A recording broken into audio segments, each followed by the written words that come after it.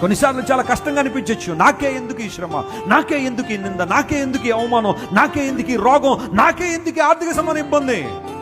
When my God is so rich, why I suffer poverty? నా దేవుడు అంత భాగ్యవంతుడైనప్పుడు ఈ పేదరికం నాకెందుకు?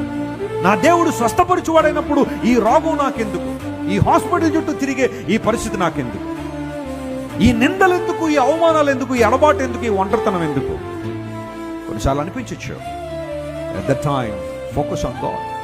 దేవుని వైపు చూడు. ఆయన ఏ పాఠాలు నేర్పించాలనుకో నేర్చుకో. నీ జీవితంలో ఇంకా ఇంకా ఉన్నతమైన స్థితికి ఎదగడానికి ఆ ఎదురుగాలను ఉపయోగించుకో. ఒకనాడు నువ్వు చూస్తావు, ఇందుకోసం ఆ దేవుడు ఈ శ్రమ నా జీవితంలో పంపించాడు, ఇందుకోసం ఆ ఇబ్బంది నా జీవితంలో పంపించాడని.